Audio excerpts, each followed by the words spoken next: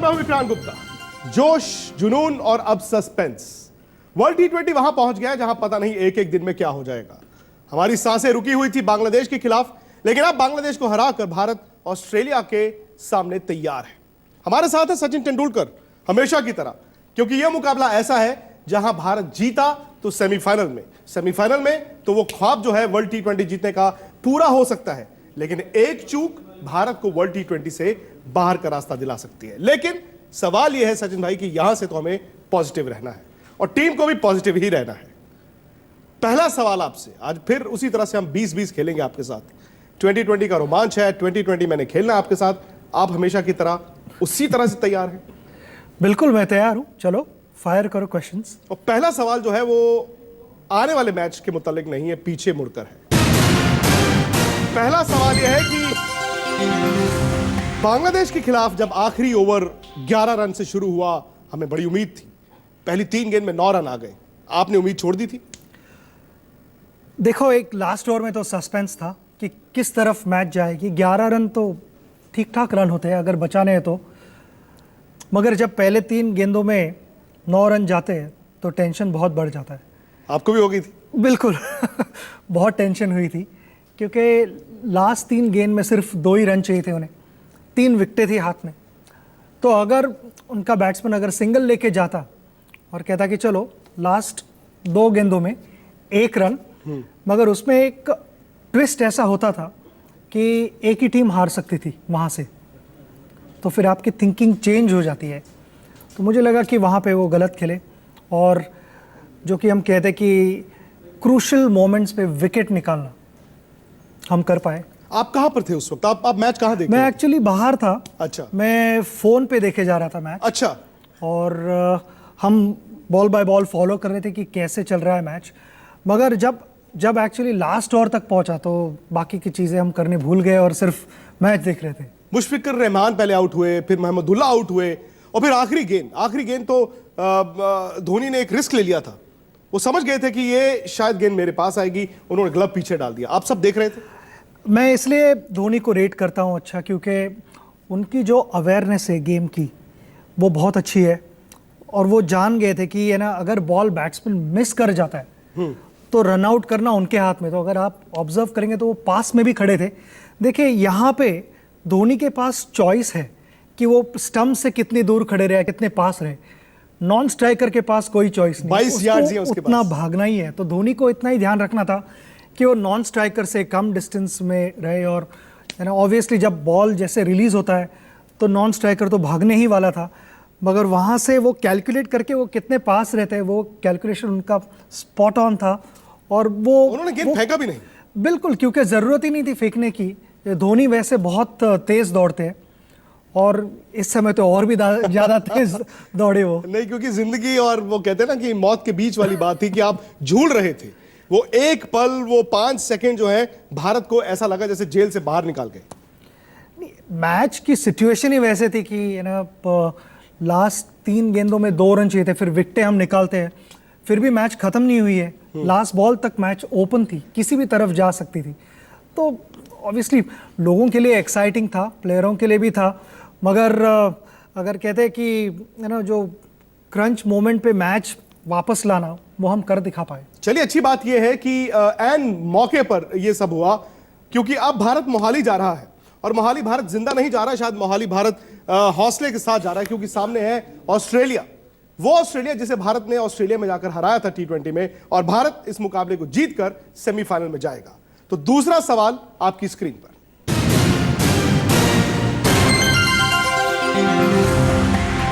सीधा सीधा यही कि भारत जीत रहा है कि नहीं जीत रहा है, क्योंकि जीत भारत को सेमीफाइनल में लेकर जाएगी। भारत के लिए ये मैच काफ़ी क्लोज रहेगा। ये ओपन मैच मैं समझता हूँ, क्योंकि जितने भी मैचेस मोहाली में देखे हैं वहाँ मुझे ऐसे लगा कि विकेट काफ़ी अच्छी प्ले कर रही थी। बैट पे बॉल आ रहा था अच्छा, तो ऑन द राइज शॉट्स लग रहे थे। थोड़े शॉर्ट ऑफ लेंथ अगर बॉल आए तो वहाँ पे पुल और कट भी लग रहे थे।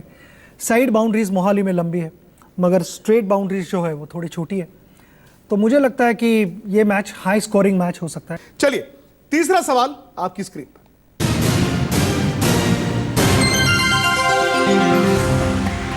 अब जितनी ट्रिकी भारत की पिचेस हैं उतना ही ट्रिकी ये सवाल है।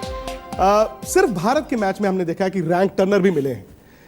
हो सकता है कि कोइंसिडेंटल हो सकता है भारत की स्ट्रैटेजी हो।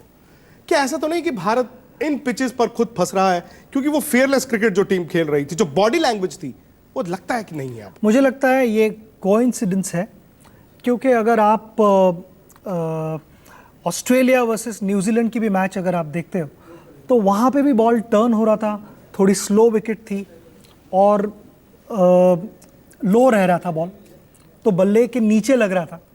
काफ़ी बार जो बिग हिटर्स है, वैसे धर्मशाला का ग्राउंड तो वैसे बड़ा नहीं है, ग्राउंड छोटा है, मगर फिर भी इजीली क्लियर नहीं हो पा रहा था। तो मैं समझता हूँ कि ये कोइंसिडेंस है।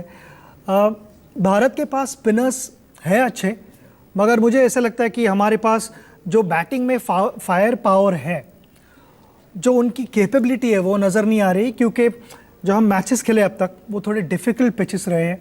वो पिचेस ऐसे नहीं थे कि वहाँ पे जाके आप 170 180 बना दो और आराम से मैच जीत सकते हैं, वैसे नहीं थे। वो क्लोज इनकाउंटर्स थे सारे, और क्लोज इनकाउंटर्स उसी वजह से हुए क्योंकि बैटिंग करनी उस विकेटों पे इजी नहीं थी। टीम में क्या चल रहा होगा? क्योंकि जब इस तरह की सिचुएशन आती है, आप तो अपने 24 साल के करियर में बड़ी बार इस तरह की सिचुएशन से निकले हैं कि यार हर मैच नॉकआउट मैच है, आपको जीतना है, आगे जाना है, जीतना आगे जाना है। उस वक्त टीम क्या सोचती है? वो ये सोचती है कि जीत कर आगे जाना है, या ये मन में होता है कि हार गए तो बाहर हो जाएंगे? मुझे नहीं लगता कि टीम ये सोच रही होगी अगर हम हार जाते तो बाहर हो जाते। टीम इस समय यही सोच रही होगी कि हमें और एक मैच जीतना है। हमने ऐसे बहुत बार किया हुआ है पास्ट में जी, कि डिफ़िकल्ट सिचुएशन में आते हैं और जब हमें हर मैच जीतनी होती है, हम जीत पाए और इवेंचुअली ट्रॉफी भी जीते हुए। क्योंकि आप जब जैसे अगर 2011 का आप वर्ल्ड कप भी देखो तो क्वार्टर फाइनल से अगर आप हारते तो बाहर हो जाते, तो वैसे ही आप ऑस्ट्रेलिया के साथ माइंडसेट वैसे ही रखना है। तो टीम एक ही बारे में सोच रही होगी कि हमें जीतना है ये मैच, और कन्विंसिंगली जीतने की कोशिश करेंगे। हर टीम को चैलेंजेस आते हैं, कोई भी टूर्नामेंट आप देख लो, हर टीम को चैलेंजेस आते हैं। मैं यही उम्मीद करता हूं कि हमारे चैलेंजेस हमारे पीछे अभी, और आगे थोड़े ठीक ठाक गेम्स रहेंगे जहां पे थोड़े कंफर्टेबली जीत पाएंगे। चलिए, ये बड़ी बात है कि हम संघर्ष करके जो टीम आती है, ये भी होता है कि बड़ी टूर्नामेंट में आप जब स्ट्रगल कर करके आते हैं तो फिर आपके लिए रास्ता और आसान होता है ऊपर जाकर। कई टीमें बहुत अच्छा खेलती है, एक दिन बाहर। रास्ता आसान नहीं होगा, मगर अगर कंपेयर करोगे कि पहले जैसे मैचेस हुए, उससे मुझे लगता है कि शायद थोड़े इजी मैच हुए। लास्ट बॉल तक नहीं जाएगा, लास्ट बॉल तक नहीं जाएगा। हमें तो जीत चाहिए। और जैसे सहवाग ने, आपके साथी सलामी बल्लेबाज, उन्होंने कमेंट्री में कहा था लास्ट ओवर में, जिसके दिल कमजोर है, जिसका दिल कमजोर है वो इस मैच को ना देखे। तो हम यही चाहते हैं कि भारत की जीत हो और कमजोर दिल वाले भी जो है उस मैच को देख पाए। अगला सवाल ले लेते हैं आपकी स्क्रीन पर।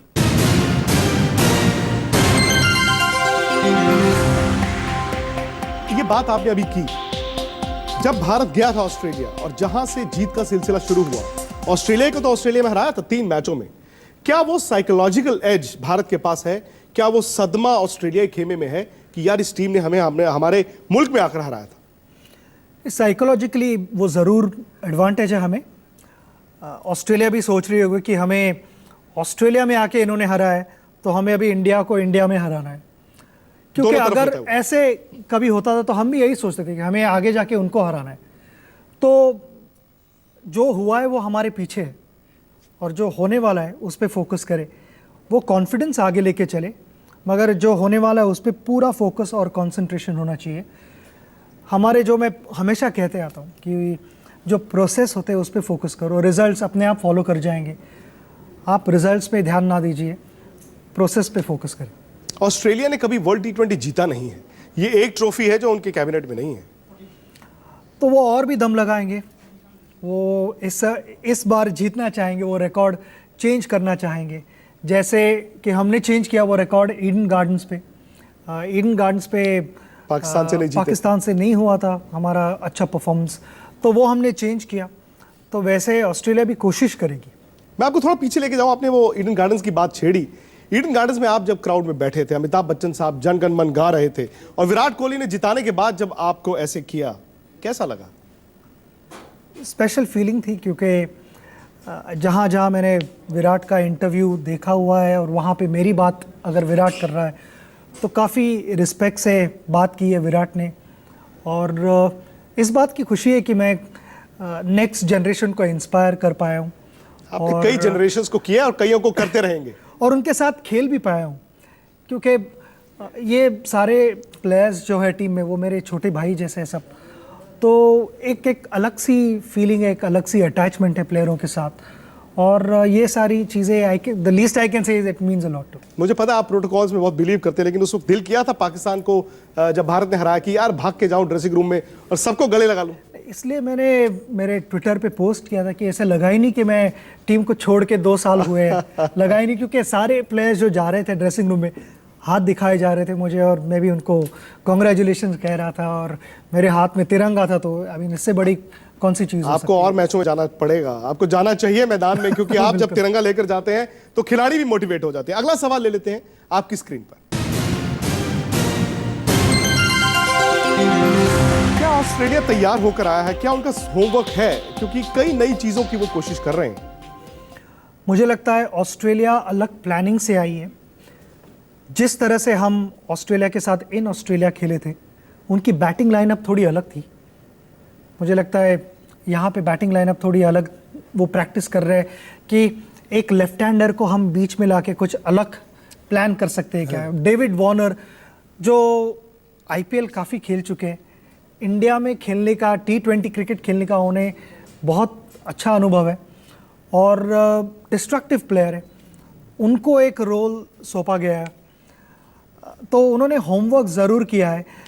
मैं इस बारे में ज़्यादा कमेंट नहीं करूंगा कि वो अच्छी स्ट्रेटजी है या नहीं, वो उनकी स्ट्रेटजी है, मगर मुझे लगता है कि उन्होंने काफ़ी कुछ सोच कर आए हैं। अब वो प्लान क्या है उनका, वो सोच कर आए हैं। अब वो कामयाब हो ना हो ये नतीजा बताएगा। लेकिन मेरा अगला सवाल जो है वो आपकी स्क्रीन पर वो इसी से जुड़ा हुआ है। आपने अभी वो बात छेड़ी कि डेविड वार्नर दुनिया के सबसे डिस्ट्रक्टिव बल्लेबाज, वो ओपन नहीं करेंगे, वो नंबर 4 खेलेंगे। एरन फिंच जो अपने आप में बड़े कामयाब बल्लेबाज, वो बाहर बैठे हुए हैं। ये सही है?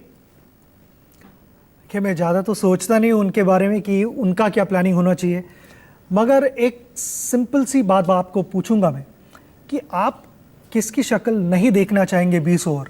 David Warner.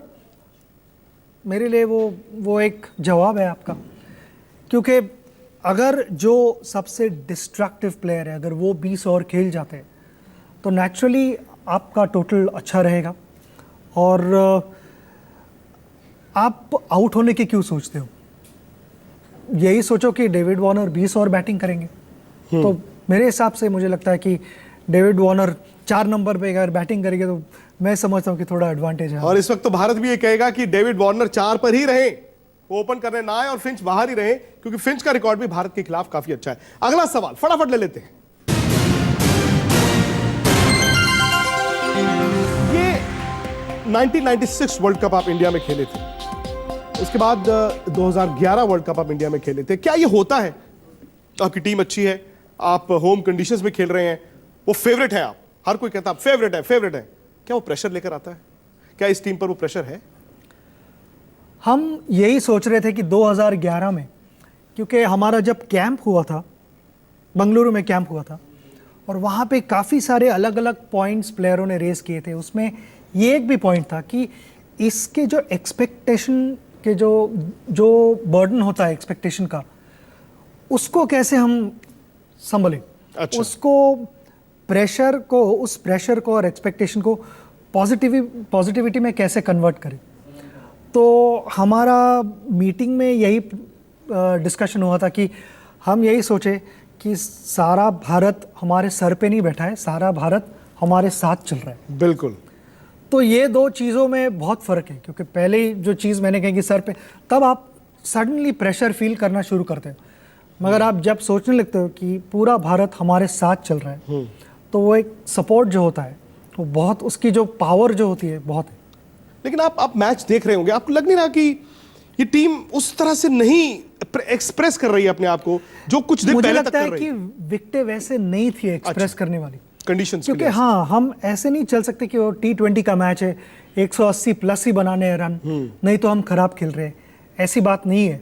मुझे लगा कि ये जो विकेटें हम तीनों विकेटों पे खेले वो लो स्कोरिंग विकेटें थी, वो थोड़ी डिफ़िकल्ट थी बैट्समैन को फ्रीली शॉट्स मारने के लिए।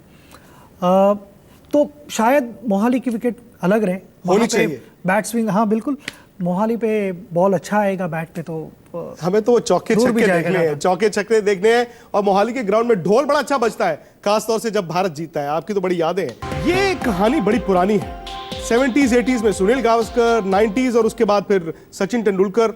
आज की टीम विराट कोहली पर बड़ा निर्भर कर रही है कि विराट आउट हो गए, अरे अरे ये क्या हो गया, विराट है तो सब कुछ ठीक है। सहवाग ने उस दिन बोला कि पाकिस्तान में भी कहते हैं कि गोली से डर नहीं लगता, कोहली से लगता है। नहीं, उनकी कंसिस्टेंसी बहुत अच्छी रही है। और अगर आप पिछले कुछ टाइम में देखें तो उन्होंने अपनी बैटिंग कुछ अलग लेवल पे लेके गए हैं। और मुझे एक अच्छी चीज़ उनकी फैसिनेट करती है कि वो खुश है मगर सेटिस्फाइड नहीं है। हंगर दिखाई देता है और वो बहुत अच्छी क्वालिटी है। लेकिन ज्यादा उन पर ओवर डिपेंडेंस, आई थिंक ऐसे टीम में हमेशा आपको प्लेयर दिखेंगे जो कंसिस्टेंटली परफॉर्म करते हैं, तो ऑपोजिशन भी उनके ऊपर ज़्यादा प्लानिंग करती है, ज़्यादा टाइम बिताती है टीम मीटिंग्स में, उनके वीकनेसेस देखती है, उनके स्ट्रेंथ्स देखती है और यही डिसाइड करते हैं कि जहाँ पे स्ट्रॉन्ग है वहाँ पे ज़्यादा बॉल ना दे उन्हें मारने के लिए, जहाँ पे वो अटैक नहीं करते वहाँ पे गेन करते रहो। तो ये सारी चीज़ें सभी करते रहते हैं, मगर इवेंचुअली मैं यही कहूँगा कि वो प्लेयर स्टैंड आउट होते हैं, वो ज़्यादा कंसिस्टेंटली परफॉर्म करते हैं। चलिए अगला सवाल ले लेते हैं। हम तो ये चाहेंगे कि विराट पर अगर ओवर डिपेंडेंस है कोई बात नहीं, हर मैच में वो रन बनाते रहे। अब कितने मैच रह गए? 3 रह गए। ऑस्ट्रेलिया सेमीफाइनल, फाइनल, कम से कम 3 मुकाबलों में ओवर डिपेंडेंस हो पर वो रन उनके बल्ले से निकलते रहे। अगला सवाल ले लेते हैं। अब ये सवाल ऐसा है कि 120 करोड़ लोग हर रोज टीवी ऑन करते हैं, पूछते हैं, खुद से पूछते हैं, एक दूसरे से पूछते हैं 11 क्या हो, 3 पेसर्स 2 स्पिनर्स या फिर 3 स्पिनर्स 2 पेसर्स? मुझे जो मैचेस हमने मोहाली में देखे हुए वहाँ पे तो विकेट अच्छी लग रही थी, मगर अभी 3-4 दिनों में दूसरे विकेट पे खेलते हैं या सेम विकेट को रोल करके खेलेंगे पानी मार के, तो ये तो पता नहीं है। मगर ये टीम मैनेजमेंट ज़रूर देखेगी कि किस तरह का विकेट है रहेगा, और शायद एक एक्स्ट्रा स्पिनर खिला सकते हैं हम, हरभजन। हाँ, आई मीन एक्स्ट्रा स्पिनर अगर रहे तो वो हरभजन ही है, क्योंकि उनके पास डेविड वार्नर अगर 4 नंबर पे बैटिंग करेंगे तो मुझे लगता है हरभजन बीच में आके बॉल कर सकते हैं। और उनका ऑस्ट्रेलिया के खिलाफ रिकॉर्ड अच्छा है। और बिल्कुल, और अगर आप देखो कि शुरू के कुछ ओवर्स अश्विन बहुत अच्छे कर रहे हैं, मगर हमें बीच में वो 1-2 ओवर अच्छे डालने पड़ेंगे प्रेशर बढ़ाने के लिए, ताकि बैट्समैन बड़े शॉट्स खेलने लगे। तो वो हो सकता है अगर विकेट पे घास रही और थोड़ी बहुत फ्लैट दिखी तो मे बी सीमर से ही हम चालू रख सकते हैं। चलिए अगला सवाल ले लेते हैं फटाफट।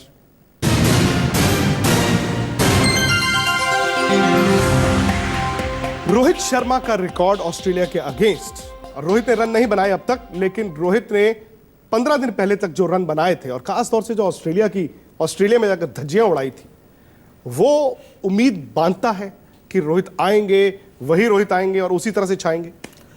रोहित एक क्लास प्लेयर है और मैं हमेशा देखता हूँ तो उनका बैट स्विंग जो है वो मुझे बहुत पसंद आता है। लोग काफ़ी बात करते हैं रोहित की, वो लेजी एलिगेंस की, मगर मुझे लगता है इतना अच्छा क्योंकि उनका बैट स्विंग अच्छा है। तो ऐसे नहीं आते वो।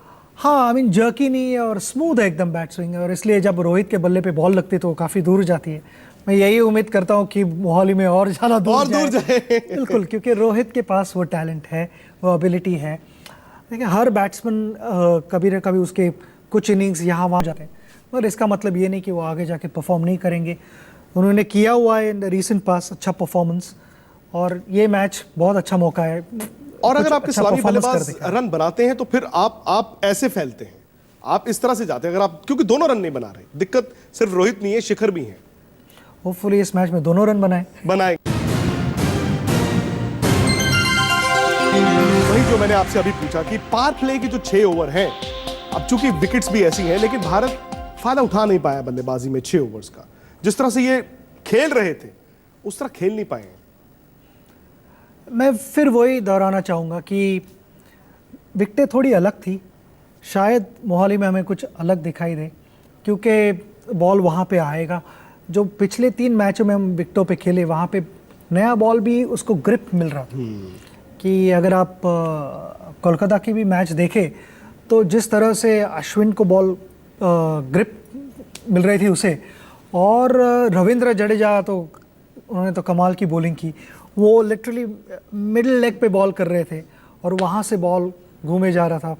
और T20 मैच को एक कंसिस्टेंटली स्लिप लगा के बॉलिंग करनी और एक भी बॉल इधर उधर ना देना, काफ़ी स्किल चाहिए। आजकल तो नई चीज उन्होंने confidence यहाँ से चाहिए। फेंकना शुरू कर दिया है। बिल्कुल, क्योंकि यहाँ से और एंगल अलग हो जाता है, बॉल आपकी तरफ आ रहा होता है और वहीं से अगर बॉल स्किड कर जाए और आप टर्न के लिए खेलो तो आपको कोई चांस है नहीं। अगला सवाल ले लेते हैं, क्योंकि हम उस दौर में पहुंच गए हैं जहां यह साफ है, जो बातचीत से नजर आ रहा है वो ये कि मोहाली में कंडीशंस थोड़ी अलग होनी चाहिए, क्योंकि ये टीम उन कंडीशंस में और भी बेहतर खेलती है। लेकिन प्रेशर दोनों टीमों पर है, इसमें कोई दो राय नहीं। अगला सवाल ले लेते हैं।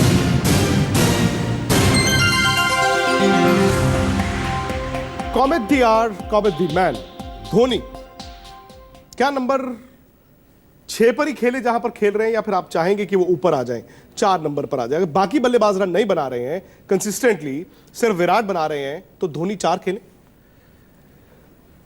फ्लेक्सिबल होना बहुत ज़रूरी है, और जो हम कहते हैं कि सिचुएशनल अवेयरनेस, कि ना उस समय क्या गेम में चल रहा है और उस समय क्या करना चाहिए, वो धोनी अच्छा जानते हैं। तो मुझे लगता है वो ज़रूर कहीं ना कहीं सरप्राइज करेंगे ऑपोजिशन को। एक प्रेडिक्टेबल ना होना बहुत ज़रूरी होता है T20 फॉर्मेट में, और उन्होंने अलग अलग स्ट्रेटजीज़ यूज़ किए हुए, वो बैटिंग में रहे या बॉलिंग में भी रहे, अलग अलग स्ट्रेटजीज़ यूज़ किए हुए। तो मैं समझता हूँ कि कहीं ना कहीं तो धोनी सरप्राइज करेंगे। वो किसी से बात करते हैं, खुद ही सोच लेते हैं? जैसे 2011 वर्ल्ड कप फाइनल था, उठाया बैट चले गए, या बातचीत हुई थी ड्रेसिंग रूम? आई थिंक मैं तो ड्रेसिंग रूम के अंदर था, मगर ज़रूर गैरी के साथ बात हुई, और कभी ऐसे डिसीजन वो नहीं लेते जहाँ पे ना टीम को पता ही नहीं है कुछ। मुझे लगता है कि जैसे आपने देखा होगा कि इवन पिछले मैच में कि हर बॉल के बाद डिस्कशन हो रहा था, और वो सिर्फ धोनी और हार्दिक नहीं थे, आशीष नेहरा, आशीष था, तमाम विराट था, काफ़ी लोग वहाँ पे आके डिस्कस कर रहे थे, और वो ऑप्शंस कंसिडर करते हैं। ऐसे नहीं कि जो मैं बोल रहा हूँ वही सही है, और ऑप्शंस देना उनको ये टीममेट्स का काम है। चलिए ठीक है, धोनी अगर मैच विनर है और सिचुएशन डिमांड करेगी तो बैट उठाकर उन्हें अंदर चला जाना चाहिए, क्योंकि बड़े मैचों में बड़े खिलाड़ी की अहमियत और भी बढ़ जाती है। अगला सवाल ले लेते हैं। हार्दिक पांड्या का जो रोल है, फ्लोटिंग ऑलराउंडर है या गेंदबाज है, क्या वो बखूबी निभा रहे हैं? ठीक है, लोग कहेंगे यार ये क्या सवाल है, लास्ट ओवर उन्होंने किया पिछले मैच में, वो हीरो बन गए, उन्होंने लास्ट ओवर में भारत को जीत दिलाई, लेकिन क्या जो रोल उनके लिए आपने बनाया है वो पूरी तरह से उसे निभा रहे हैं? अगर रोल उनको क्या सौंपा गया है मुझे पता नहीं है, मगर जितना मैं देखता हूँ उससे तो मुझे लगता है कि उनके पास टैलेंट है, वो अच्छे शॉट्स खेल पाते हैं, बड़े शॉट्स खेल पाते हैं। जैसे लास्ट मैच में भी उन्होंने 8 गेंदों में 15 रन बनाए, तो 15 रन इंपॉर्टेंट थे। मैं ये नहीं कहूँगा कि सिर्फ 15 रन क्यों बनाए, उस वक्त बल्कि रेट ऊपर गया एकदम, क्योंकि बिल्कुल, क्योंकि मोमेंटम आ गया। ये ना सोचे कि हार्दिक पांड्या आके 70-80 बनाने वाले हैं, वो क्विक फायर 20-22 रन बनाएंगे, क्योंकि शायद उनका रोल वो हो सकता है। तो लोगों की सोच थोड़ी अलग होनी चाहिए यहाँ पे, और उन्होंने आके क्रूशल ओवर भी की। इवन अगर आप कोलकाता की मैच देखें तो पाकिस्तान अगेंस्ट भी आके उन्होंने एक विकेट अच्छी निकाली वहाँ पे। तो वो अपना रोल निभा रहे हैं, मगर उनको बैटिंग में क्या रोल सौंपा गया है ये मुझे पता नहीं। ये ड्रेसिंग रूम के अंदर की बात है, वो अंदर ही रहनी चाहिए। और कॉन्फिडेंस उनमें दिखता है आपको? उनमें बड़े शॉट्स खेलने की एबिलिटी है। ये तो मैंने देखा हुआ है। पिछले IPL में भी उन्होंने बहुत अच्छी बैटिंग की थी, और उनमें कैपेबिलिटी है उनका भी। अगर आप बैट स्विंग देखो तो उनका काफ़ी फास्ट है, डाउन स्विंग बहुत फास्ट है, और पूरा फेस जो होना चाहिए गेंद के पीछे, तो वो उनका फेस पूरा नज़र आता है। तो वो स्लॉगिंग नहीं करते, वो क्लीन स्ट्राइकिंग करते हैं, और वो बात मुझे बहुत पसंद है उनकी। चलिए अगला सवाल ले लेते हैं, क्योंकि हार्दिक पांड्या भी कब चमक जाए पता नहीं चलेगा, लेकिन ये सही है कि 2020 में आपको छोटा छोटा आप चार गेंद से भी आप हीरो बन सकते हैं। अगला सवाल ले लेते हैं फटाफट।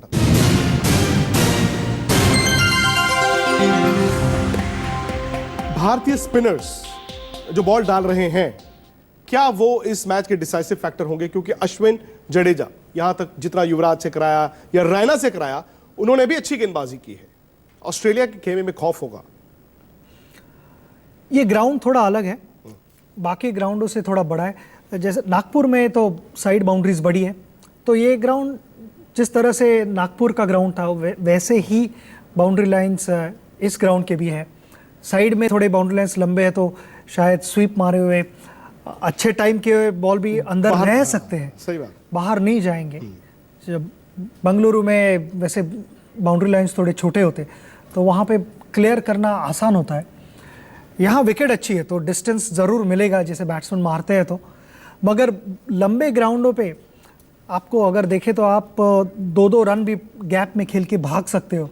और ऑस्ट्रेलियंस अच्छे एथलीट है, वो उनकी रनिंग बिटवीन द विकेट्स बहुत अच्छी है, तो वो ये भी देखना चाहेंगे कि अगर फील्डर बिल्कुल पीछे है तो क्लियर करने मत देखो, गैप में खेलो।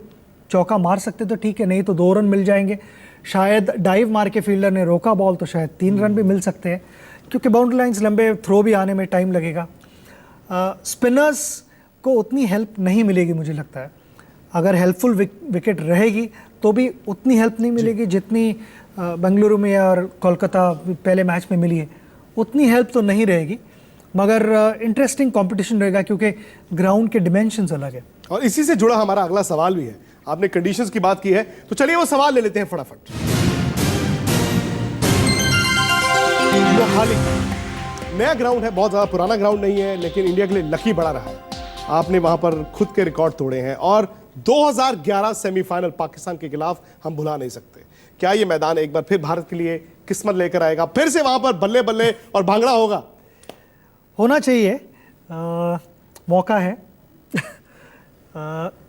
मोहाली एक हमारे लिए अच्छा ग्राउंड रहा है, वहाँ पे हम इवन टेस्ट क्रिकेट में अच्छा प्रदर्शन कर पाए, तो मैं यही समझता हूँ कि वो लक हमारे लिए आगे चलता रहे। Very good. और पिछली बार जब हम खेले थे 2011 में पाकिस्तान के साथ, तो वो मैच भी एक हाई प्रेशर्ड मैच था, और सेमीफाइनल तो I mean as good as ये वैसा ही मैच है कि अगर ये मैच हम अच्छा नहीं कर पाते तो उतना ही प्रेशर है प्लेयरों के ऊपर। मगर प्लेयर ये सारी चीज़ें स्पेक्टेटर्स पे छोड़ेंगे, जाके अपना अच्छा क्रिकेट का प्रदर्शन करने की कोशिश करेंगे। मगर ग्राउंड अच्छा है, ये ग्राउंड होता है कि जब आप जहां पे आपने अच्छा किया हो वो आपके लिए और अच्छी यादें लेकर आता है।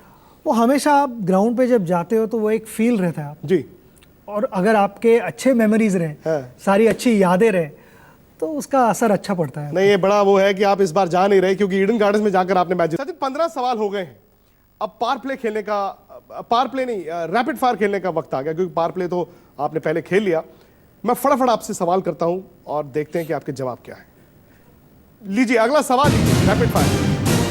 Fielding Bharat almost at par या बेटर बाकी दुनिया के लिहाज से भी, और इस मैदान में फील्डिंग और क्रिटिकल। आई थिंक इस मैदान में फील्डिंग क्रिटिकल रहेगी। लंबे बाउंड्री लाइन्स है तो एक्यूरेट थ्रोइंग भी बहुत इंपॉर्टेंट रहेगी, रन आउट मिलने के चांसेस है। प्लेयर भागते हुए बैटिंग के समय वो चांस लेंगे, और रविंद्र जडेजा मैं कहूँगा खास करके, जिनका थ्रो बहुत ही अच्छा है, उनके पास अच्छा मौका है कि ऑस्ट्रेलियन प्लेयर्स अगर उन चांस ले उनके थ्रो पे तो आउट कर सकते हैं। और वो बहुत बार ऐसे होता है कि वो क्रूशल रन आउट मैच का मोमेंटम बिल्कुल बदल देता है, हाफ चांस को कन्वर्ट करते हैं। चलिए अगला सवाल। हमारी fielding is as good as anyone. सही बात है, और फील्डिंग जो है इसमें कोई दो राय नहीं कि साउथ अफ्रीका, उसके बाद शायद ऑस्ट्रेलिया और भारत, ये 3 टीमें हैं जो दुनिया में सबसे मजबूत दिखती हैं। अगला सवाल, और अगला सवाल थोड़ा सा भारतीय फैंस के लिए अभी तक हम मायूस हैं रैना और युवराज के लिहाज से। अभी तक वो दोनों उस तरह निखर कर आए नहीं। हाँ, थोड़े मुश्किल मोमेंट्स आए, मगर मैं कहूँगा कि युवराज ने जो कोलकाता में पार्टनरशिप की विराट के साथ, वो बहुत इम्पोर्टेंट थी। आई मीन मैं ये ज़रूर कहना चाहूँगा कि अगर उस समय युवराज आउट होते तो प्रेशर और भी बढ़ जाता था। तो उनकी पार्टनरशिप उसे अंडरमाइन नहीं करना चाहिए। लोग हमेशा यही सोचते हैं कि युवराज बैटिंग करने आएगा, 5-6 छक्के मारेगा और हर गेंद बल्ले के बीच में लगनी चाहिए। वैसे नहीं होता क्रिकेट में, कभी कभी थोड़े मुश्किल पैचेस आते हैं तो उस समय कोई और अच्छा खेल रहा होता है। तो यही हम उम्मीद करें कि उनके साथ अभी युवराज और रैना भी अच्छे खेलने लगे।